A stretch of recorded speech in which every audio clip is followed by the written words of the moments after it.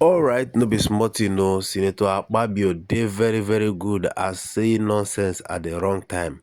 Well, I will allow you make you watch this video, make you hear how this Labour Party strategic communication officer take describe Senator Akpabio based on wetin in talk. You recall that Peter B made a statement at Edim Clark funeral when in come talk say the labours of our heroes past are now in vain.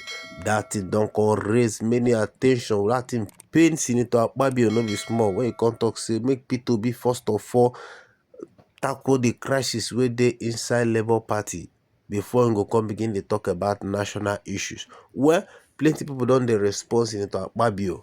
I go like make you watch this video from beginning to the end, make you hear how this woman take describe Akpabio and the kind character wey im get and the plans wey dem get to deal with am. I dey come back. No forget to subscribe to this channel if you never subscribe. Thank you. What is the case Good that evening, you're Charles. making against the Senate president? I think over time, we've come to realize that the Senate president, Senator Godswill Akpabio, he has a knack.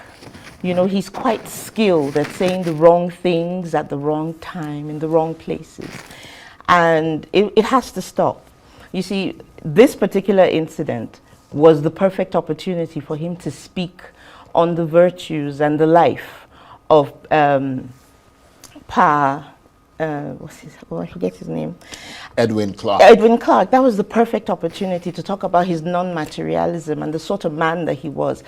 Senator Akpabio, also coming from the South, I would have expected him to use that opportunity to eulogize the life of such a Nigerian, a man who was proud to be Deltan, a man who was proud to be Nigerian, a man who has people who look up to him. And then at the point where we were supposed to talk about him and educate people and use his exalted seat, he was, you know, picking on it's almost as if when APC people, chieftains and all, wake up on the wrong side of the morning, it's Peter Obi's fault or it's the obedient movement's fault. We're a pressure group and we will continue to ask. We demand for good governance. It's what they promised they'll give us. Well, I mean, does Mr. Akpabio have a point?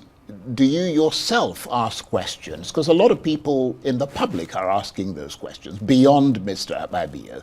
Do you yourself ask questions about how much what is happening in the Labour Party and the difficulty of resolving the crisis within, how much does all that discredit Mr. Peter Obi? How much does that tarnish and erode his image as this wonderkind who so many people were and are looking towards to fix Nigeria?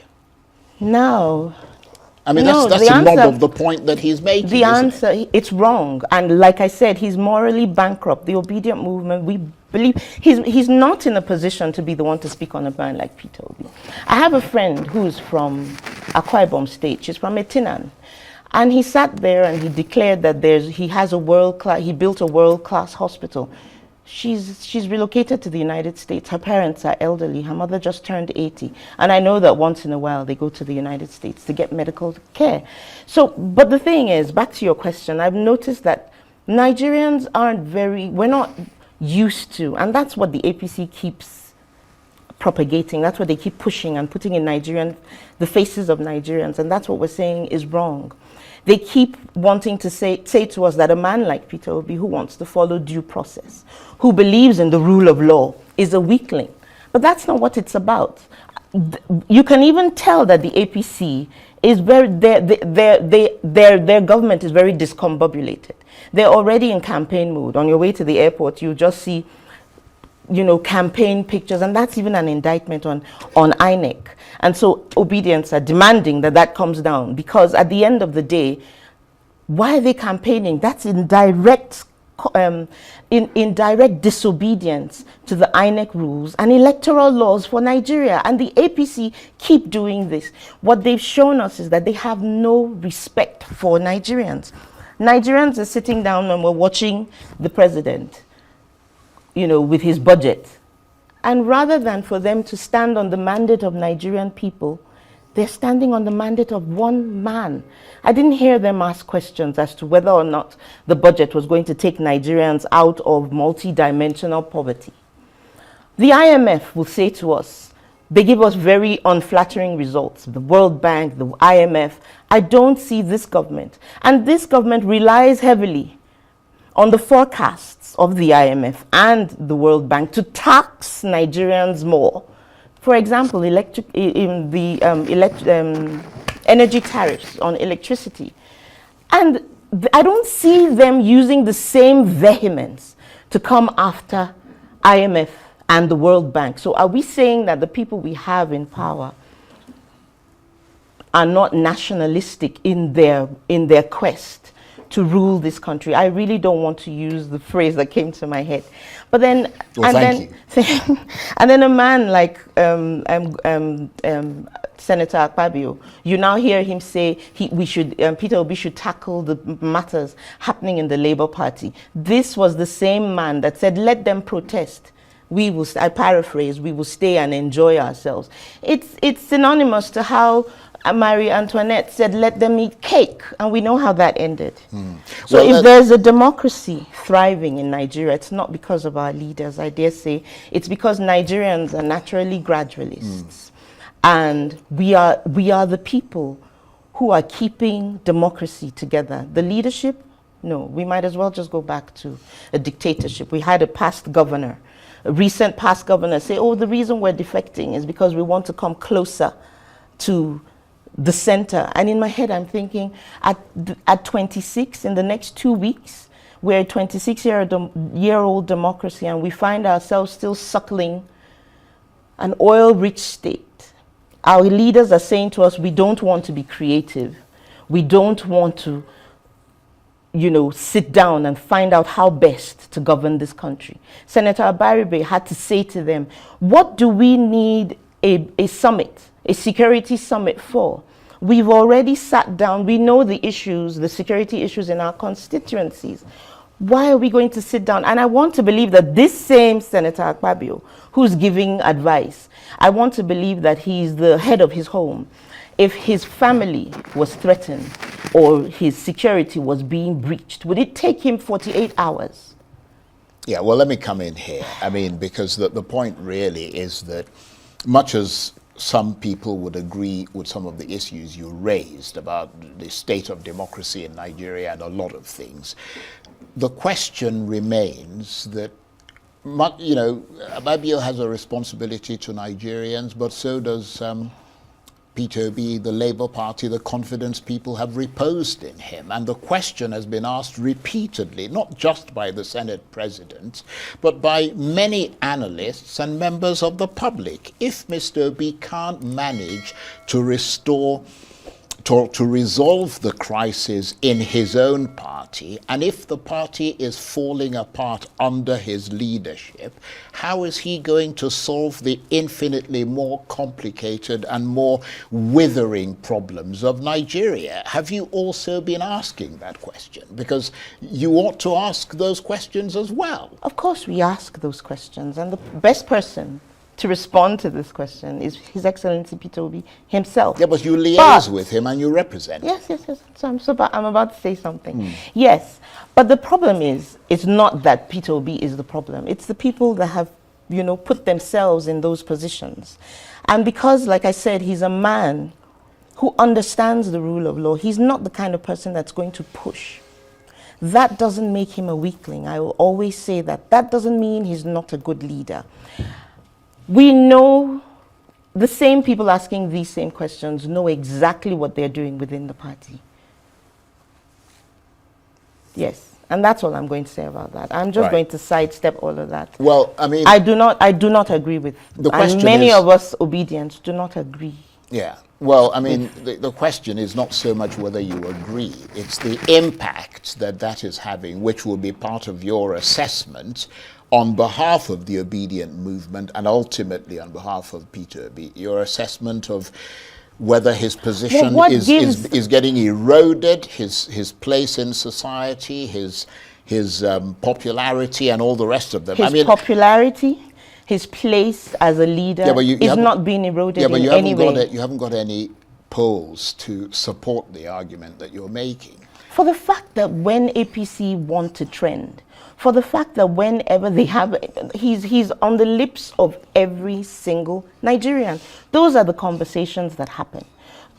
I don't want to name names because I don't want it to now be, you know, I'm not that kind of person.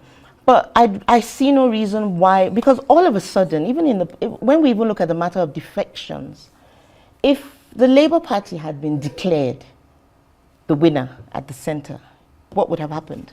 We would be the recipients of all these defections, because unfortunately, Nigerians don't have something that binds. You have a point there, but I mean, the ideals. You have a point, but the fact is that Mr. Obi was there to transform Nigerian politics, to move it in a different direction. He's doing so. That was the impression that was given. He's doing so. That this is some kind of a political revolutionary, not somebody who's going to sort of go out on the streets and sort of, you know, set things on fire, Absolutely. but who was going to revolutionize the system and was inspiring so many people. It takes a process. And the question is, I mean, you guys must be doing reviews of what is going on, assessments, ongoing assessments, and advising him. What course of action are you, his deputies, recommending to Mr. Obi to take right now for him to strengthen his prospects for 2027? Should he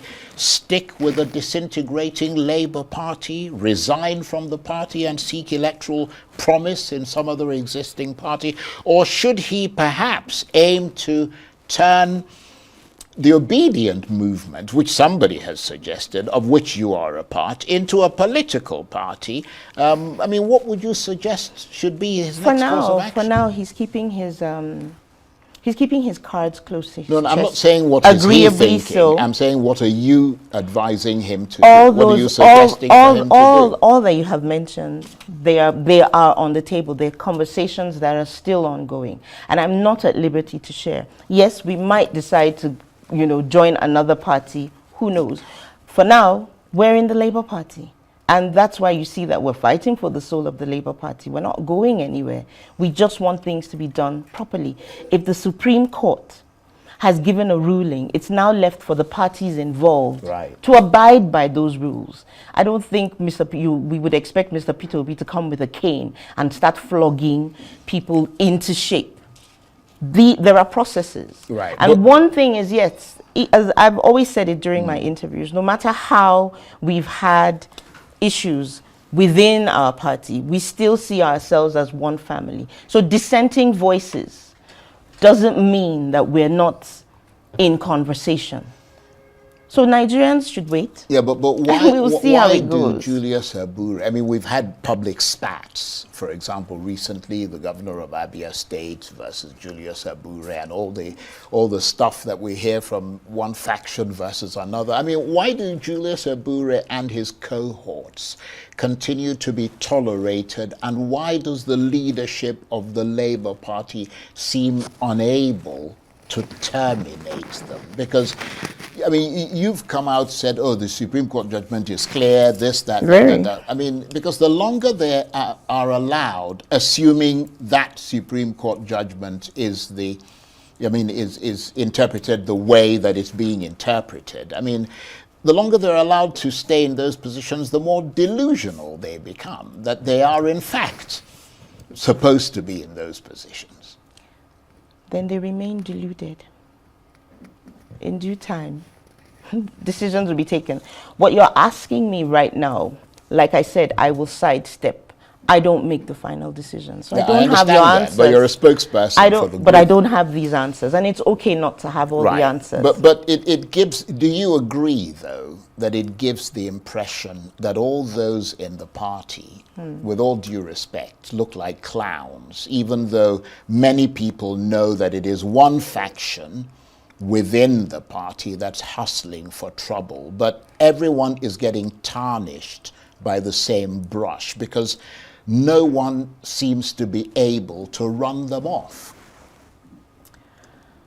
I like the fact that you said you're painting all of us with the same brush. First and foremost, that's wrong. And what I'm still going to say is this. As a member of the obedient movement, we'll wait to see what Peter Obi is going to do. Let's leave it at that.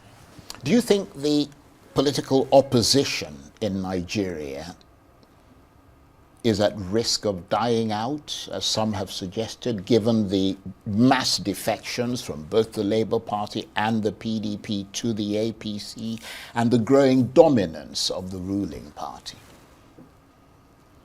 When I think about when you say the growing dominance of the ruling party, then it makes me think.